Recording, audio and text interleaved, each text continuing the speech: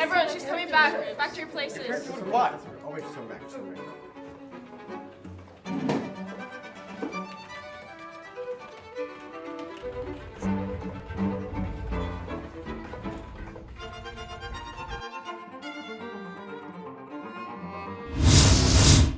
Coming up on this episode of Aftershock, Matthew shows us how the Bay celebrates mental health.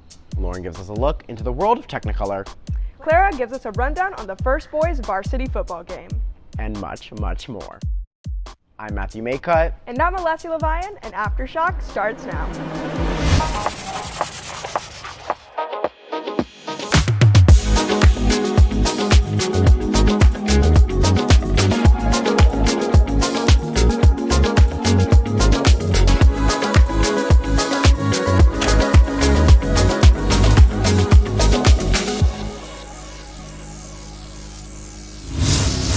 As teenagers endure high-stress academic environments, it's of the utmost importance for us to prioritize our mental health. And for this reason, Cypress Bay decided to host a day to promote the student's state of mind. Hey Matthew, didn't you cover this? I actually did. Let's take a look. Here at Cypress Bay High School, students gathered together for a day of games, food, and unity. It's just a way to disconnect. Like, we're not being instructed by our teachers today. Today is just about having fun, enjoying yourself, and prioritizing your mental health. Being the first of its kind, Bay Day has provided a safe space for students to relax from the stress that they may endure in their daily lives. This non-instructional school day is teaching people how to prioritize their mental health. Putting yourself first and doing things that you enjoy, just taking a break from whatever else you have going on and doing something that's going to make you happy and you calm. Split into 3 assemblies, students had the opportunity to listen in on 2 special speakers. We want to raise the awareness on mental health. And did something about it, saved my life because I would not be here. And then we want to kind of equip people, so coping mechanisms, tools to help them through those things. 1, 2, 3, breathe in. And not only just equipping students, but parents, teachers, kind of the whole thing. Even though times can be tough, dealing with these issues on your own is never enough. I think the way that we're trying to impress upon you guys to be able to support you through this is to reach out to your support systems, right? Your counselors are here. We have social workers on campus. Ms. Longi, A through CAM. Unlocking the secret of maintaining the base state of mind, Malik, along with admin, is able to remind that students will always have a place to unwind. I'm Matthew Maycutt, CV TV. Technicolor. Whether you knew it at the time or not, you've probably seen a Technicolor movie. Think Wizard of Oz, The Godfather, Singing in the Rain, etc. Technicolor is defined as a series of processes used to first produce color in motion pictures before it was possible to do so digitally. Technicolor changed the course of cinema forever with its bright and bold visuals, saturated to the point of near surreality. Let's quickly take a look into the actual process of creating a movie in Technicolor. The first process, used from 1916 to 1917, entails the use of an additive prism beam splitter to expose one red and one green filtered image onto a single strip of film. The second process, used from 1917 to 1928, was a two-color process that used subtractive complementary colors onto a single strip of film. The third, used from 1928 to 1932, was a two-color process that used dye imbibition to chemically color 2 complementary images onto a single strip of film. And the fourth and final one, used from 1932 to 1952, was a 3-color process that used a split cube prism to expose 3 independent strips of film that would capture either red, green, or blue. Okay, now time for some myth debunking. This may be difficult to hear, but Wizard of Oz was actually not the first Technicolor movie, contrary to popular belief.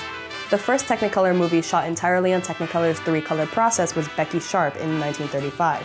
From 1920 to 1935, the cinema industry had gone through enormous change structurally, silent films to talkies, and technologically, black and white to color. The Wizard of Oz may not have been the first Technicolor movie, but obviously we can't overlook its success and impact.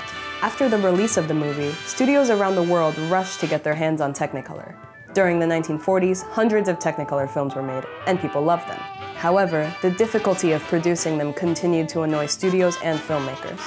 Films were starting to be shot in widescreen through processes like CinemaScope and VistaVision, as opposed to the more square aspect ratio most commonly used in Technicolor films. If Technicolor was going to survive, it needed to adapt. Enter Technorama, a process that allowed movies in Technicolor to be developed using a wider aspect ratio or screen size in order to keep up with the evolution of trends in Hollywood. Technorama worked for a while, but it never completely solved the challenges that the dye transfer process presented. As the years went by, fewer and fewer movies ended up using Technicolor. Two of the last movies to use the process were actually The Godfather and The Godfather Part 2. In the end, Technicolor simply became a relic of another age. In the 21st century, color in film typically falls under the domain of color grading and color correction, which is done digitally during the post-production stage of filmmaking. Maybe it's nostalgia, maybe it's the colors, maybe it's the films themselves, but this much remains certain. Cinema would not be where it is today without Technicolor. I'm Lauren Moise, CB TV. Come on, come on. Oh, third place again. I really need to freshen up on my gaming skills. Lucky for you, I think one of Cypress Bay's unique clubs that I've found can help with that. In the 400s building, the hallways tend to be pretty remote. But in room 435, a certain group of students know just how to keep these hallways alive. I feel like video games can create this sense of community among people, no matter the distance. Video games can open spaces for you to meet the best friends you can ever meet, offer you the opportunity to be the leader, to be anything basically. You can play any video game and become any person you want to be. And in a world where you can be anything you want to be, Luis chooses to create a welcoming space. Everyone's just being themselves all the time, and there's like no stigmas around anything, so it's just people having fun. A common misconception of video games is that it can be more harmful than beneficial to today's teens. But there's more to it than what's seen on a screen. They can bring so much more than what they can harm. I mean, it's like anything in life. If you do a lot of it, if you overuse it, then it's gonna be harmful for you. You're probably gonna not even know how to control it. That's why in the club we teach people how to balance their gaming life with school and be healthy about it. In spite of the long-standing negative outlook on gaming, Luis is aiming to reset the perception of virtual entertainment.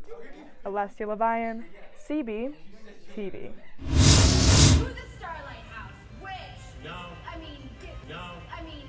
Shimmy, shimmy, yeah, shimmy, yeah, shimmy, yeah. Drink. La la la la. Drink. Hello? Hey, you wanna hang out? Actually, I'm kind of busy today. Oh, really? Yeah. Maybe we can hang out tomorrow. Alright. Okay. Bye.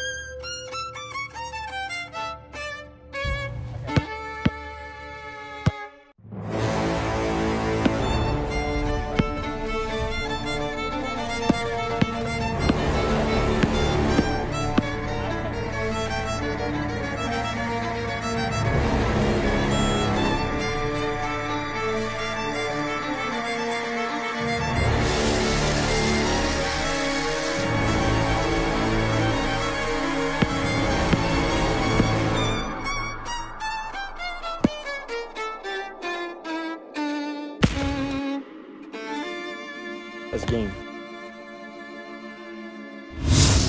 Now on to Miguel for Lightning Athletics.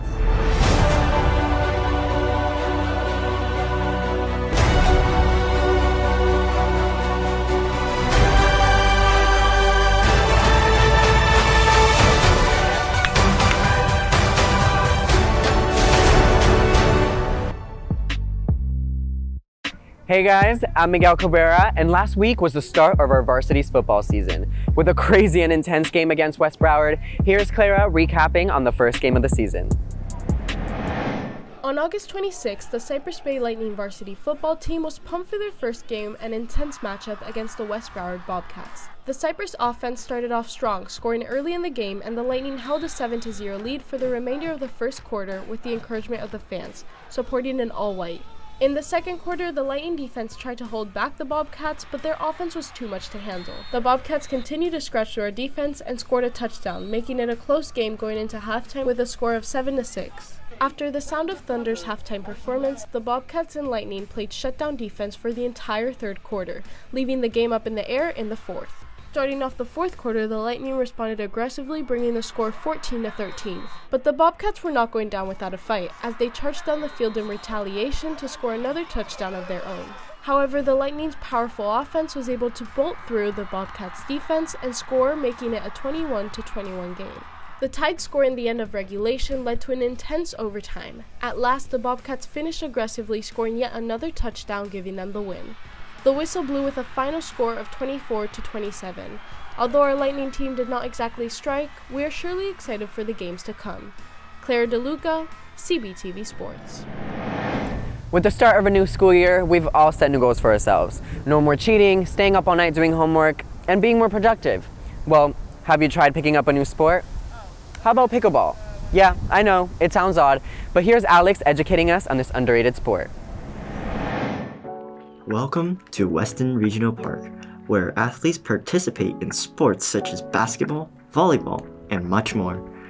Among these athletes, a peculiar sport is rising in popularity. The sport is called pickleball. Yes, you heard that correctly. It's pickle and then ball. Now you might be asking yourself, what the heck is pickleball? Well, allow me to explain.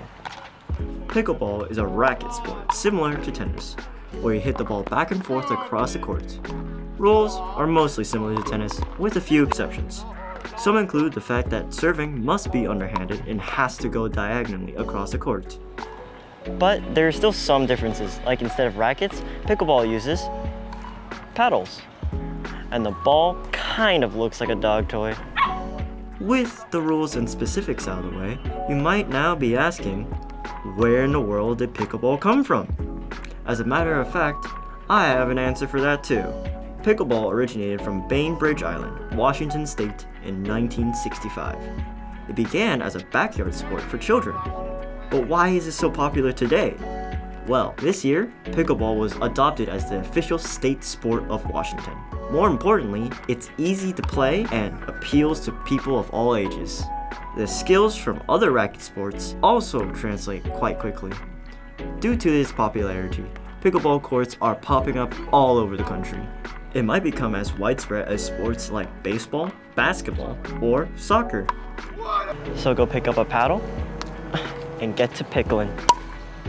This is Alex G, CBTV. That's all for this week's Lightning Athletics. I'm Miguel Cabrera, CBTV Sports. You know, I've been really getting into sports lately. I love watching tennis and golf. Funny you say that. Natalia asked students at the Bay to show off their best golfing skills. Here it is. What's up, Cypress Bay? I'm Natalia Olden, and today we'll be testing out your putt-putting abilities, but with a mini twist. Get it? Like mini golf? No? Okay, it's fine. So today, you guys will be trying to get as many hole-in-ones as possible, but with the stick upside down. Without further ado, let's get right into it. Hi, what's your name? Kevin. Fabiola. Geronimo. Cavalier? Kevin. Kavanaugh? Kevin. Kevin. Okay. Hi, Kevin. Okay. So what's your strategy for your first hit? Whatever happens, happens. Whatever happens, happens. Okay.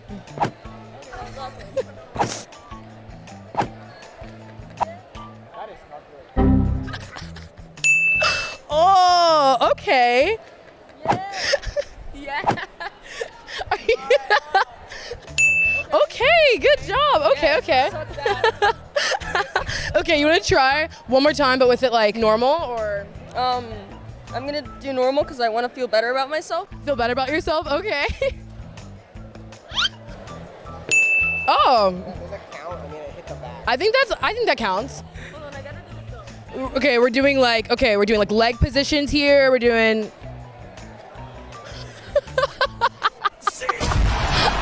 We channel the inner old man. I guess no old man today. Well, it's safe to say that your guys' putt-putting abilities would not take you far enough for a professional golfing career. But for now, this has been Natalia Olden, CB TV. That's all for this episode of Aftershock. If you would like to watch previous episodes, visit our YouTube channel and follow all of our social medias at Cypress Bay CBTV. I'm Matthew Maycutt. And I'm Alessia Levian. Thanks for watching.